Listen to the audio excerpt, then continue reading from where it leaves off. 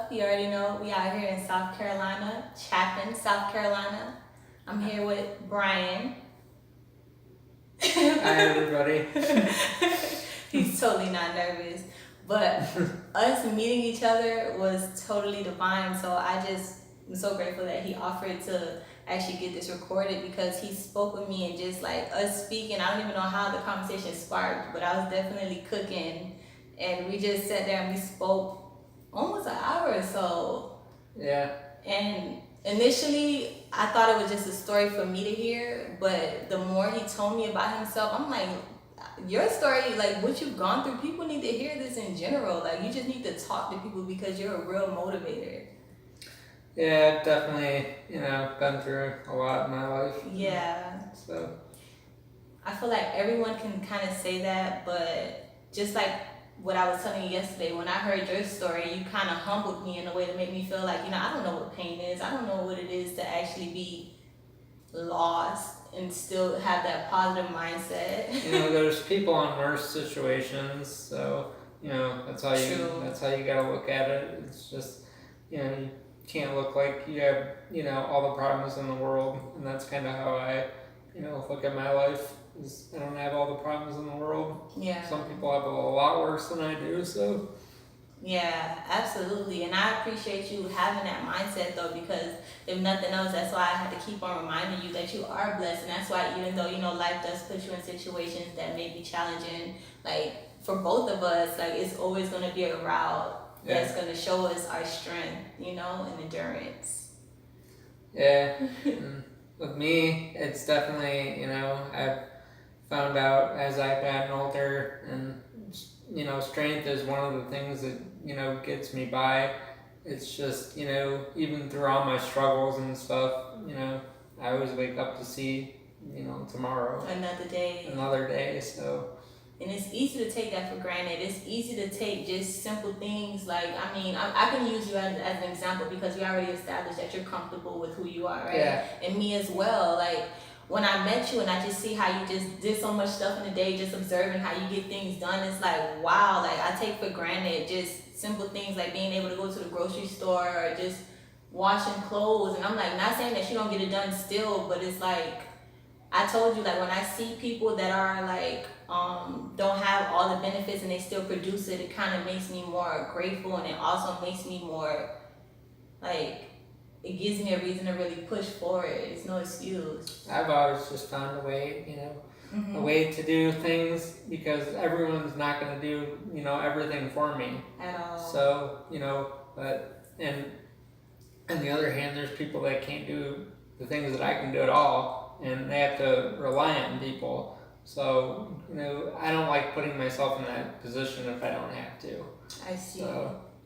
So because I'm more of a, like, I want to do it myself kind of person. Yeah. I don't want to, rely on others. Me too. And sometimes I feel like life has forced me and put me in situations to have to ask for help, because in this world, it's not a bad thing to ask for help. But when you have that mindset that, I'm going to try to do it for myself, and if I can't get help, then that makes a big difference. I mean, it's not that I don't want to ask for help, but most of the things, if I can do it and I know I can do it, then I'm gonna do it. But if I try and I don't succeed, then that's when it's not a bad time to ask for help. Me as well. I am definitely going to try it first. Do you want to give them a little bit more of your background so they can actually, because I feel like once you told me a little bit about yourself, I saw you differently. Like, you know what I'm saying? Yeah. Well, I was adopted when I was, 4 or not 4. I was taken away from my biological parents when I was 4, and I was put in foster care until I was like 7. Mm-hmm. And then I was adopted for, I think it was 11 or 12 years, and then I went through a lot of abuse, with my birth parents. I mean, I don't know as much with my birth parents, but I know there was abuse and I know there was neglect. So, going through my adoptive family. Throughout the years, there was a lot of abuse, and um, so when I was 17, I was, put back into foster care because we were taken away from our parents. Your foster parents? Well, my adopted parents. Okay, so you were taken away from your biological and then taken away from your adopted as well. Oh, yeah. Wow. So a lot of abuse. I've been dragged. I've been kicked. I've been stepped on. I've been anything that you could, I mean, think of. I had done to me. It's stuff that I don't like the fact that these things are with me and that I even have to say some of these things, but that's just the way it is. Like I have this scar. I don't know if you could see that on my head. One day my dad. Well, I was in the bath. I was taking a bath. I don't know. I was probably 8, 9 years old, and my sister had, taken me out of the bathtub, and I don't know.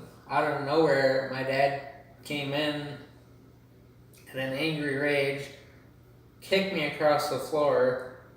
I fell under this table. The table fell on my head because I hit the leg of the table. It just basically collapsed, and so I'm just laying there with blood gushing out of my head and screaming, and but that's just kind of the things that You've experienced. I've went through. And when I look at that, it's interesting because in my last video, I kind of talked on how this world, a lot of times people, especially when they're doing good, they hate to acknowledge the dark parts of life. You know what I'm saying? That's really just part of the balance within life. And I'm not saying no one deserves that, but with you experiencing that and still having a positive mindset, I feel like that puts you in a mind frame that's different from other people. Like you look at the world better. Like you can see a more clearer vision of how this world really is, Well, and that's the thing. It's like, I didn't really know growing up in that's all I knew. Mm-hmm. Those being around those types of people, that's all I knew. And it wasn't until I was 17 that when I got out of that situation, I started to realize that there's different types of people out there. There's because when I was in foster care, they were going to kick me out when I was like 19, but they made special, I don't know the word for it, considerations. And so these people had taken me in that basically, it was around like, it was around the time when the presidential campaign, I guess, and it was like Obama's presidential campaign, and they were doing like a what do you call that, where you get people to basically vote for someone. There's a certain name for it though. So you think that's why they considered you? But I don't know the name for it. But it's basically just getting people together in a group and starting this campaign, this voting campaign. But one of the people that basically lived on the other side of the road from us, or no, it wasn't the road. I guess they lived like a block away from us. She had seen me and heard my story and stuff, and knew that they were going to, basically kick me out of the system. And I would just be, you know, part of the state at that point. You know, they would Which have state were you from? Michigan, Michigan. Okay. but they would have just taken my whole life, and I would have been a puppet to the state at that point. And there was nothing, you know, my whole life was just gone at that point, pretty much, because I wouldn't be free. I wouldn't have, you know, the money I have. I wouldn't have. They would control everything. Yeah. So, I didn't, and I still don't see myself like that though. It's just like, you know, I told them I didn't want it, and you know, it was hard at that time because I wasn't in as good of a situation as I am now. Mm-hmm. You know, I mean, it was kind of hard knowing where you're gonna end up, where you're gonna go. You know, so Yeah, I can relate to that. I was just, I told them one day when I was with my foster mom, you know, I don't know what she had against me. I don't know. She just didn't like me for some reason. And basically told me she was going to kick me out, throw my stuff out, and had all these allegations towards me. Well, the people around me knew that that wasn't the case, and they knew that she was coming up with stuff, you know, but the reason she was coming up with all these allegations was because she'd get money off me. She'd get more money off me, so she was coming up with all, you know, all this stuff, all these lies, and this, you know, for that reason. Can I ask you a question though? Because I mean, I wish we could talk all day about this, but really, I want to be able to capture like like if you can say right now, with you're 29 now. Yeah. Could you say with everything that you've been through, do you know why you had to be formed into that? Can you answer that question? Or why did you have to go through that? I really can't answer that question. You know, I mean, if I could answer that, even for myself, you know, that would be a miracle for me. But okay, I really don't understand it. How did you treat people like that responded to you, that were so mean to you? How do you react to them usually? Well, you know, back in the day, it was kind of like when I was in that situation, I was just agitated, especially when I had people, you know, coming at me and with certain intentions, and you know, I was just agitated because I was being pulled away from my family. I was going through the court system. I was going through foster care. I had this foster mom who had, I don't know what against me, and which I ended up just saying that I'm leaving and I'm not coming back, and that's basically how I went. So I went with these people that I've met, that I was just talking about, and I was with them for like probably a year and a half, and I still talk with them to this day, and it's been like 10, 11 years ago. So that was so beautiful when you did tell me like some of the things that you went through, and honestly, like I don't want to say that I want you to talk about that per se, but overall, when you mention that, it just makes so much of a reason to express why the people that came into your life. So if nothing else, like what you were telling me yesterday, like when you go through things like that, it helps you appreciate where you are now. So right now, I mean, I see people, you know, for lack of better words, I don't want to use bad words, but I see people like, you know, screw the world, screw everybody, and just this and that, and you know, it's like, yeah, some people can get up and afford to say that, but you know, with me, I can't I can't afford to say that, because if I was that kind of person, no one would want to do anything for me. No one would, I can't get up and just say, everybody's bad. And kind of coming from what I'm coming from, I gotta give, people the benefit of the doubt. I can't just get up and say the whole world is a bad place and everybody's bad, especially going through what I've been through. I would say, and might I mention that you've been in a wheelchair all your life, right? Yeah. So just with that was a struggle that you had to go through, along with how people reacted to you. But overall, like the fact that you're in a place right now where you can say that, people help you because of the fact that you're still being open. That's one of the reasons why I wanted to push this love tour, because I want people to know, like I said it in my last video, like it is some good people that try to help. Just like what you said with me and you linking, like the people that do come to you, they will come to you in certain times, but that doesn't take away from all the other hurt that goes through. I feel like my thing is this: if I'm the person who, like my foster mom said I was, I wouldn't have, what I have today. I wouldn't, no one would want to help me.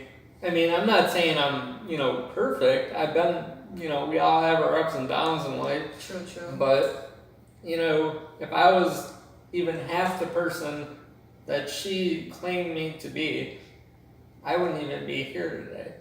So just me being here, that says a whole different story. So I agree.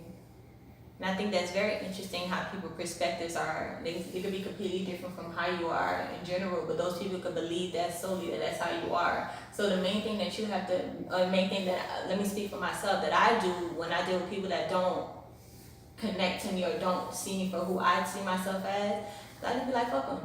Yeah. Personally. But I'm to that point, I just don't even care. At all, exactly. To this day, I mean, it's no response from me because I'm not putting my energy towards negativity at all. You can't. Even, I mean, what I have to go through day to day, it's a lot of people don't understand.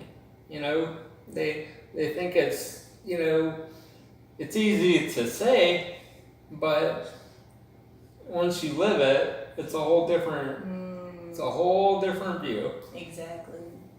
So, and I've had that many times in my life where, people just think, I mean, I can't say all people, but some people just think it's so easy to live in my life. It's not what people think it is. It's just, it's harder than what people think, I mean, there's people in my situation that could walk and talk, and then there's people that can't talk or can walk, and then there's people that can't do. What is the situation like? Just label it. What do they call it? What I have, cerebral palsy. Cerebral palsy. I didn't want to say it wrong. But it comes in all, shapes and sizes. It's not the same, from one person to the other. I mean, with me, I just got lucky. I can't walk, but I can talk and I can do a lot of things. Yeah, he does a lot. So, he's very independent. So with me, yeah, I just got lucky. So, and I'm grateful for that. And I can tell you right now, it's just about how you look at it. Overall, before we cut this off, because my videos are not as long, but I'm grateful that you were able to express yourself enough. Do you want to give any advice to someone that's in the state like where you were 7 years ago, like where your mindset was to keep you going? Here's my biggest piece of advice. In my family, they're all stuck inside like one box, basically, and they don't see what's on the outside of that box. Yeah. So, like I was saying about how, I see people differently from what I was, in for 11 years. That's all I saw. But once you actually, and it's not easy, but I believe it's possible to remove yourself from a situation and look at it from the outside and realize that everybody's not the same. In so many words, don't put your eggs all in one basket. I agree with that. So Love to learn.